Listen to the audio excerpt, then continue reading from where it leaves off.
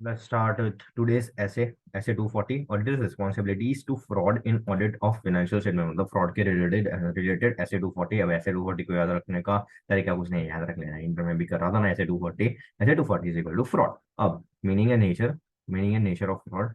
तो इसमें क्या आता है देख लेते हैं फटाफट फटाफट फटाफट। Meaning and nature of fraud, तो वो क्या होता है? It is an intentional act. कौन कौन करते हैं? It is an intentional act performed by done by individuals who are member TCWG employees third party.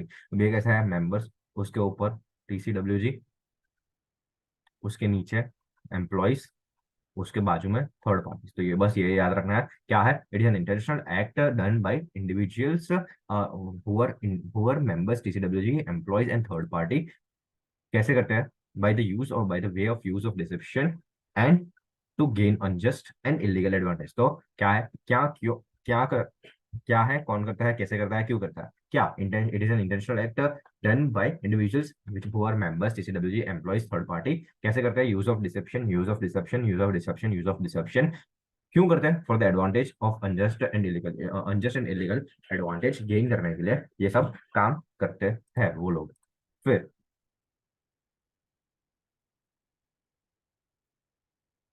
फिर auditor is concern with fraud that cause material misstatement in financial statement. जो भी material misstatement cause करता है उससे ही अपने auditor को मतलब है, बाकी सब मुंह आया है। फिर टाइप्स क्या होता है? Material misstatement from FFR and material misstatement from MOA. Material misstatement from FFR क्या होता है? fraudulent financial reporting and material misstatement from MOA, it is misappropriation of assets. So दो टाइप MMS from FFR और MOA, FFR and MOA, financial fraudulent financial reporting and misappropriation of assets. Now MMS from FFR मतलब जो financial reporting framework fraudulent financial reporting है, उसमें उसमें material misstatement है, तो उसको याद करने की मेमोरी टेक्निक क्या है? एक मैन दो फीमेल, एक मैन दो फीमेल, एक मैन दो फीमेल। अब मैन है ना, स्टार्टिंग से चालू कर देता है काम धंधा, मतलब बिगाड़ना। So manipulation, falsification and alteration of source documents, that is the accounting records. मतलब one man two female, one man two female, one man two female. पहला मैन मैनिपुलेशन करता है, falsification and alteration of accounting records. And second is दो female, दो female. अब दो female में क्या है? Miss miss miss miss. पहला प्रेजेंट अलग करती है, मतलब हम देखते हैं मेकअप करके आती है, सो प्रेजेंट अलग करती है, सो मिस रिप्रेजेंटेशन। और प्रिंसिपल्स प्रॉपर दिमाग नहीं होता, so misapplication, that is principles misapplication of the principles. तो ये हो गया अपना पहला answer, MMS material misstatement from fraudulent financial reporting. तो उसमें दो दो है अपने। पहला एक मैन दो फीमेल, एक मैन दो फीमेल। तो एक मैन स्टार्टिंग से करता है तो manipulation falsification and alteration, manipulation falsification alteration. Female miss miss misrepresentation, misapplication of the principles. Now MMS from misappropriation of assets, misappropriation from assets. तीन current asset दो financial asset, तीन current asset दो financial asset. तीन current asset में क्या है? Cash embezzling receipt, cash embezzling receipt. Stock causing entity to pay for goods and services yet not received, जो receive ही नहीं हुआ उसके लिए एंटिटी को बोल रहा है कि भाई इसका पेमेंट कर देना। फिर डेटा स्टीमिंग एंड लीडिंग, अपने इंटर में पढ़ा था। फिर पीपीई और इंटेंजिबल एसेट, मतलब stealing of physical assets and intangible assets. And last office printer, मतलब पर्सनल यूज के लिए, ऑफिस के using an entities asset for personal use. तो मिस अप्रोप्रिएशन ऑफ एसेट पांच तरीके से हो सकता है। तीन करंट एसेट दो फाइनेंशियल एसेट, तीन करंट एसेट दो फाइनेंशियल एसेट। तीन करंट एसेट कौन कौन से है? Cash stock debtors, cash stock debtors. Cash में क्या है? Embezzling receipts. स्टॉक में क्या है? Causing entity to pay for goods and services yet not received. और डेटर्स में क्या है? Teeming and lading. दो financial asset, stealing of physical and intangible assets. और ऑफिस प्रिंटर वाला क्या है? Personal use, using entity's assets for the personal use। ये हो गया अपना MMS from MOA and MMS from FFR and MOA। Now risk associated for non detection of material misstatement, मतलब ये क्या है कि नॉन डिटेक्शन होगा, बट अब नॉन डिटेक्शन क्या, कैसे नॉन डिटेक्शन रिस्क क्या है? Risk associated for non detection of MMS. अब नॉन डिटेक्शन अपने कहाँ देखा था? आइला में लास्ट टाइम, ऐसे 200। जो ऐसे 200 है उसमें आइला में जो अदर्स अदर्स वाला पॉइंट है, तो उसमें पहला पॉइंट है फ्रॉड विद सीनियर मैनेजमेंट। तो ये वो बात कर रहा है कि ये उसमें उस पर ज्ञान देगा कि owing to inherent limitations of an audit, there is an unavoidable risk that some material misstatement of the financial statements may not be detected even though the audit is properly plan and perform in accordance with the SAs, बस वो ज्ञान दिया गया। आइला आइला के कारण ऐसा हो सकता है कि भले अपने परफॉर्मेंस किया है बट कुछ ना कुछ रह ही जाएगा, तो बस नॉन डिटेक्शन वो पार्ट हो गया। अब रिस्क, अगर मैनेजमेंट मैनेजमेंट फ्रॉड में इन्वॉल्व है तो वो मैनेजमेंट अगर इन्वॉल्व है फ्रॉड में तो वो पकड़ना ज्यादा मुश्किल है एज कंपेयर टू जब एम्प्लॉयज होते हैं। सो जब भी मैनेजमेंट फ्रॉड करने में इन्वॉल्व है तो उसको पकड़ना मुश्किल हो जाता है in comparison to the employee. And second उसका ही पॉइंट है कि अगर जब फ्रॉड होता है तो उसको पकड़ना ज्यादा मुश्किल है, क्योंकि इसमें sophisticated and carefully organise schemes use की गई है। Sophisticated and carefully organise schemes use किए गए हैं to do the fraud. Fraud ऐसे ही नहीं हो जाता, तो उसमें सोचना पड़ता है, विचार विमर्श करके फ्रॉड किया जाता है। So sophisticated and carefully organise schemes की जाती है, इसलिए फ्रॉड को पकड़ना ज्यादा मुश्किल है एज कंपेयर टू एरर। एकदम सिंपल आंसर है। Risk associated for non detection of material misstatement. तो पहला नॉन डिटेक्शन वाला क्या है, नॉन डिटेक्शन ऑफ रिस्क, वो अपने आइला के साथ करा कि going to the inherent limitations of the audit, कि भले सब कुछ कर ले पर फिर भी कुछ ना कुछ तो बाकी रहेगा। एंड सेकंड, अब सेकंड दो रिस्क की बात करना शुरू कर देता है। तो रिस्क में क्या बोल रहा है कि जब मैनेजमेंट इन्वॉल्व है फ्रॉड में तो उसको पकड़ना ज्यादा मुश्किल है एज कम्पेयर टू जब एम्प्लॉयज है। और जब फ्रॉड होगा तब उसको पकड़ना ज्यादा मुश्किल होगा as compare to errors, because fraud में sophisticated and carefully organised schemes की यूज की गई है। So sophisticated and carefully organised schemes को यूज किया गया है फ्रॉड में, सो इसलिए उसको पकड़ना मुश्किल हो जाता है। Now auditors duty for prevention and detection of fraud, मतलब अब ये थोड़ा इंपॉर्टेंट है। तो ऑडिटर्स ड्यूटी क्या है अगर prevention and detection of fraud के रिलेटेड अपन देखें तो पहला तो है कि रीजनेबल अश्योरेंस ले लो कि financial statements are free from material misstatement. तो वो तो वो वाली डेफिनेशन छाप देनी है, due to fraud and error and as per applicable FR, तो वो हो गया। सेकंड, प्रोफेशनल स्केप्टिसिज्म, मतलब ये क्या बोल रहा है कि नॉन डिटेक्शन रिस्क है बट उसके खिलाफ हमारे पास दो हथियार है। ऑडिटर के पास दो हथियार है, ऑडिटर ऐसे बैठा नहीं रहेगा, निहत्ता नहीं है, बट उसके पास दो हथियार है। तो पहला क्या है कि रीजनेबल अश्योरेंस है कि भाई materially misstatement, that they are materially free from material misstatement. और सेकंड क्या है, प्रोफेशनल स्केप्टिसिज्म। सेकंड हथियार क्या है, प्रोफेशनल स्केप्टिसिज्म। अब इसमें क्या है, प्रोफेशनल स्केप्टिसिज्म, देयर में भी possibility of misstatement, possibility of material misstatement from fraud. There में भी पॉसिबिलिटी हो सकती है कि शायद मटेरियल मिसस्टेटमेंट यहाँ पे हो सकता है।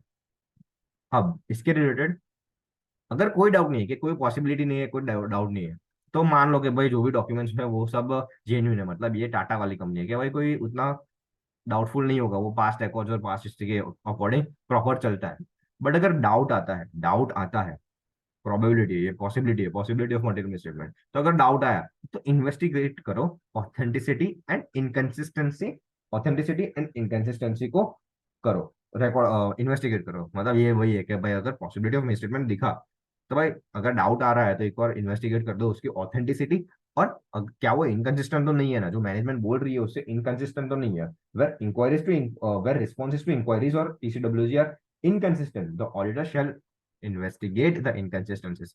मतलब इन्वेस्टिगेट करो ऑथेंटिसिटी को एंड इनकंसिस्टेंसी को। ऑथेंटिसिटी के लिए क्या है, if conditions cause the auditor to believe that the document may not be authentic और the terms in the document have been modified, the auditor shall investigate the it for. मतलब अगर उसको authenticity पे कुछ डाउटफुल है तो आगे जाके इन्वेस्टिगेट करो, और इनकंसिस्टेंट है तो फिर आगे जाके इन्वेस्टिगेट करो, बस वही पॉइंट है।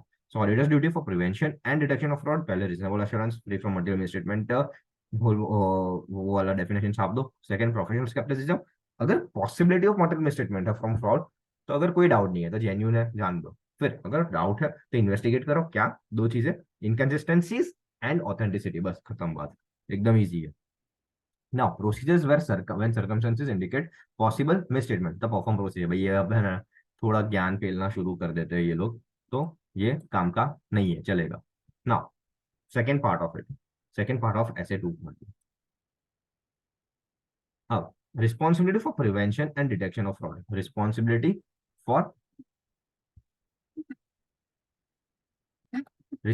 For prevention and detection of fraud, primary responsibility किसकी है, टीसीडब्ल्यूजी और मैनेजमेंट की। And culture of honesty and ethical behaviour बनाते, तो बस ये टाइम पास है। प्राइमरी रिस्पॉन्सिबिलिटी किसकी है, टीसीडब्ल्यूजी एंड मैनेजमेंट की। कम्युनिकेशन करो किसको, management, TCWG and regulatory authorities wherever required.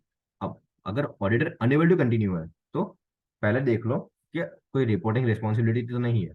फिर consider the possibility of withdrawing, और अगर विड्रॉ कर रहे हो तो टीसीडब्ल्यूजी और रिपोर्टिंग रेगुलेटरी अथॉरिटीज को रेगुलेटरी अथॉरिटीज को अगर बताना जरूरी है तो बता दो। अगर अनेबल टू कंटिन्यू है, बोल रहा है कि भाई कंटिन्यू नहीं कर सकते, तो रिपोर्टिंग रिस्पॉन्सिबिलिटीज देख लो। फिर consider the possibility of withdraw, क्या भाई अब विड्रॉ कर रहा है। और तीसरा, discuss with TCWG and reporting to the regulatory authorities. फिर मैनेजमेंट रिप्रेजेंटेशन। तो मैनेजमेंट रिप्रेजेंटेशन में वो क्या बोलता है कि इंटरनल कंट्रोल कैसे है, सो आईसी कैसे है वो देख लो पहले, वो उनसे जान लो। फिर मैनेजमेंट को ऐसा नहीं कि हाँ भाई इंटरनल कंट्रोल बना दिए तो बस ठीक है, उसको असेस करते रहना, क्या फ्रॉड रिस्क असेसमेंट करती रहने की ड्यूरिंग कंटिन्यूअस प्रोसेस है तो वो करते रहो। So management needs to do the fraud risk assessment, have disclosed results of management fraud risk assessment, मतलब जो भी fraud risk assessment during the period किए हैं उसको डिस्क्लोज किया है कि नहीं। And third, have disclose their knowledge of fraud, कुछ फ्रॉड हुआ तो उनको उनको बताओ और उनको उन लोगों ने ऑडिटर को बताया कि नहीं। And knowledge of the allegations, have disclosed that knowledge of any allegations of fraud or suspected fraud affecting the entity's financial statement। मतलब ये क्या है, मैनेजमेंट रिप्रेजेंटेशन। मैनेजमेंट ने जो भी ड्यूरिंग द ईयर काम किया है उसमें अगर कुछ मिला है तो वो ऑडिटर को बता दो। तो पहला वही है कि इंटरनल कंट्रोल बराबर है कि नहीं, जो भी इंटरनल कंट्रोल लगा है वो कैसे है वो बता दो। फिर जो भी ड्यूरिंग द पीरियड जो असेस किया है उसका जो रिजल्ट है वो बता दो। ठीक, थर्ड, उसको कोई भी नॉलेज आया फ्रॉड का वो बता दो। और चौथा पॉइंट है कि कोई भी एलिगेशंस आया है उसको फ्रॉड के रिलेटेड तो वो बता दो, knowledge of allegations of suspected fraud, बस वही है management representation. Now enquiring management and others with in the entity. अब इंक्वायरिंग इंक्वायरिंग एसीपी का रोल अदा करना है, एसीपी प्रद्युमन बनना है, एसीपी प्रद्युमन इंक्वायरी करने जाना। तो मैनेजमेंट से पूछो कि a assessment, management assessment of risk of assessment of ROMM, assessment of ROMM. फिर second, management process for identifying, जो भी प्रोसेस जो भी करती रहती है वो पूछ लो। And communication with TCWG and employees, management communication if only to TCWG and management communication if any to employees. तो इंक्वायरी में क्या होती है, तीन चीजें देखनी है, ACP ACP ACP ACP inquiry, ACP inquiry, ACP Pradyuman बन के इंक्वायरी करने जानी है। तो पहला क्या देखेंगे, assessment of ROMM. Second, procedure जो भी identify of risk and risk assessment है वो identifying and responding to the risk. And third, communicate to TCWG and communicate to the employees. खत्म बात। अब appropriateness of making inquiries of management, appropriateness of making inquiries of management. पहले, management is responsible for internal control and PPFS.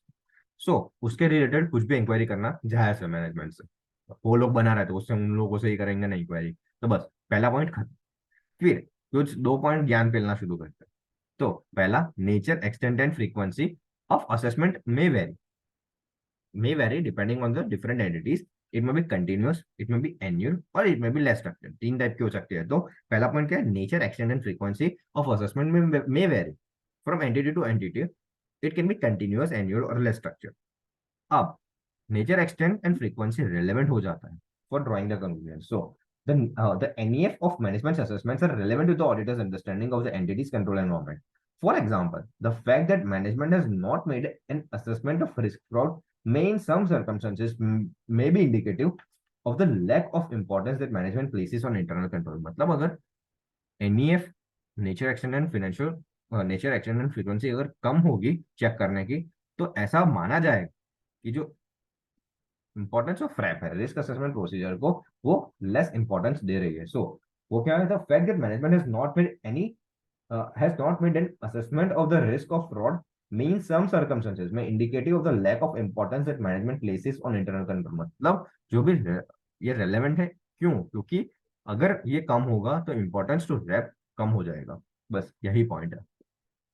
तो पहला, management की responsibility है IC और PPFS बनाना, और अगर वही मैनेजमेंट बना रही है तो उसको उनसे ही पूछेंगे। तो therefore it is appropriate to make inquiries according to them. And second point है, NEF, nature extent and frequency of assessment may vary from entity to entity। It may be continuous, annual or less structured।